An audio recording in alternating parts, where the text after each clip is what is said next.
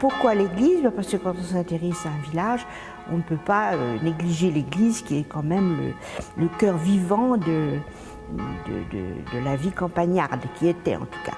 L'église ancienne, qui gardait tous les souvenirs du village, a été démolie en 1869 parce qu'elle devenait dangereuse. En 1870, on a reconstruit une nouvelle église dans le style néo-gothique de l'époque, toute blanche, toute nue, et bon, ça ne devait pas être très réjouissant. Alors vous avez 3 vitraux qui ont été offerts par les familles du coin. Vous avez celui du centre qui est Saint-Siméon qui a été offert par la famille de Marolles avec leurs armoiries en dessous. Vous avez de l'autre côté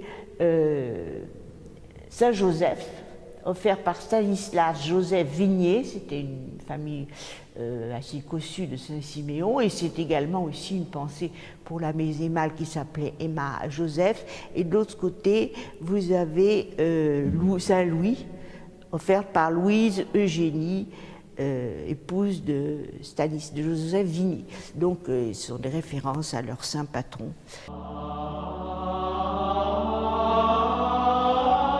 Il y avait un mot des prélats très cultivés et qui se préoccupaient non seulement de la construction des églises, mais de la restauration de la foi. Or, ce travail de l'abbé est un travail de restauration de la foi. Et on a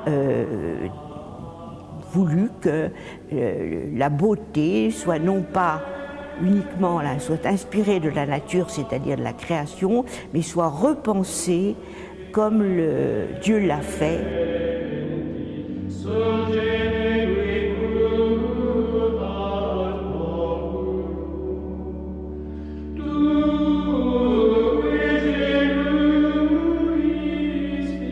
L'abbé Mal est un homme du Nord, fils d'une famille assez modeste. Ce qu'on sait, c'est que d'une part, il était dans un pays de tradition artistique, où la lumière jouait un grand rôle, le rôle des couleurs est essentiel, et qu'il avait été, en tout cas, il a connu au séminaire de Cambrai une chapelle décorée par un peintre qui était très coté à l'époque, qui s'appelait Collat, une chapelle entièrement peinte et qui a été faite pendant qu'il était élève au séminaire. En tout cas, il a dû y apprendre la technique de la peinture c'est pas de la fresque, c'est de la peinture sur mur. Ses sources d'inspiration, eh bien, il s'est retourné vers les grandes époques de l'art primitif chrétien. Il s'est servi évidemment de la peinture italienne, Giotto, Fra Angelico, qui ont été ses maîtres à penser, si j'ose dire.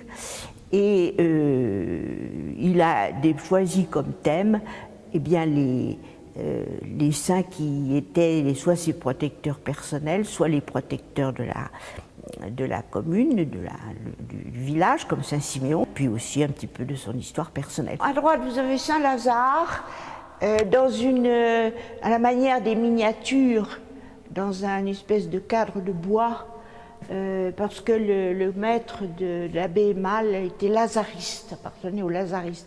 Au-dessus 2 anges qui déploient probablement un ruban qui fait plutôt penser d'ailleurs à un serpent. Ici, vous avez c'est Saint-Antoine de Padoue. Ce médaillon tout à fait en bas est fort intéressant car c'est la signature de l'abbé. Il y a même une petite palette. Il y a écrit « Operam non perdit qui prodeo laborat », ce qui veut dire « ne perd pas son temps celui qui travaille pour Dieu, qui œuvre pour Dieu ». Alors au-dessus, vous avez le Sacré-Cœur, ce sont des cultes qui ont été ressuscités après la guerre de 70, du patriotisme, avec un allemand et le vœu de Louis XIII, qui n'avait pas d'enfant et qui ont fait vœu à la Vierge, ce qui nous a valu Louis XIV, ce qui n'est peut-être pas un cadeau. Au-dessus, vous avez le Saint-Martin, qui partage son manteau.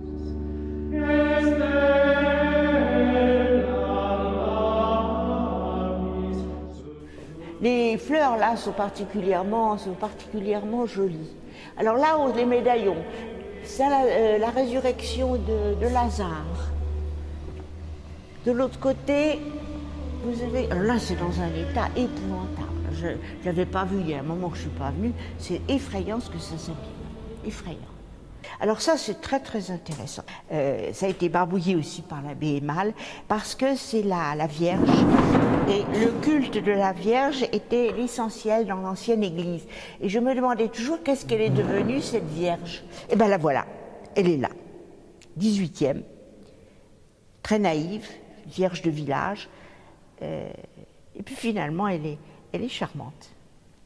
Alors là-haut c'est la tempête, ça c'est Jeanne d'Arc, qu'est-ce qu'elle est drôle. Oh, elle est très très rigolote, Jeanne d'Arc. Elle n'a vraiment rien d'un guerrier. C'est très, très doux comme inspiration, c'est pas violent du tout. Toujours en face de la chair, un crucifix pour que le prêtre garde son humilité. Alors là, il y a un saint qui est bien intéressant, parce que il est possible que ce soit un autoportrait. Je le vois tout à fait comme ça, notre abbé Aimale, maigrichon, blanc, un peu chauve, tellement modeste, tellement doux, tellement plein de paix.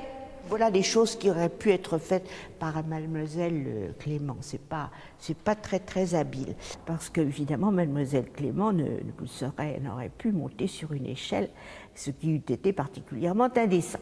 Il y avait des Templiers à Saint-Siméon, on en a l'incertitude, on a quelques documents. Il est probable qu'il y en a un ou quelques-uns qui ont ramené de Syrie au cours des croisades un petit morceau d'os qui aurait appartenu à Saint-Siméon et qui est toujours là.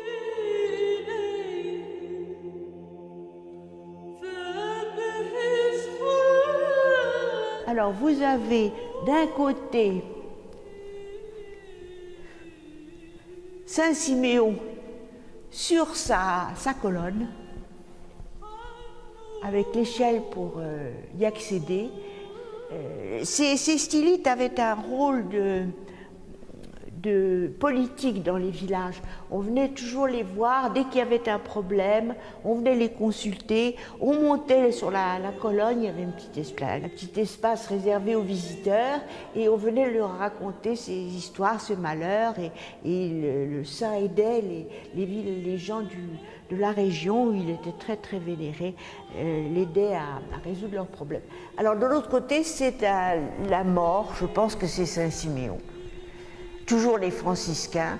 Il y a une scène bizarre, alors c'est la représentation tout à fait classique de la mort depuis l'Égypte ancienne. D'un côté, les anges, et de l'autre côté, le démon. Alors le démon, il est dans ce tout noir là-haut, au bout on le tient avec une ficelle quand même.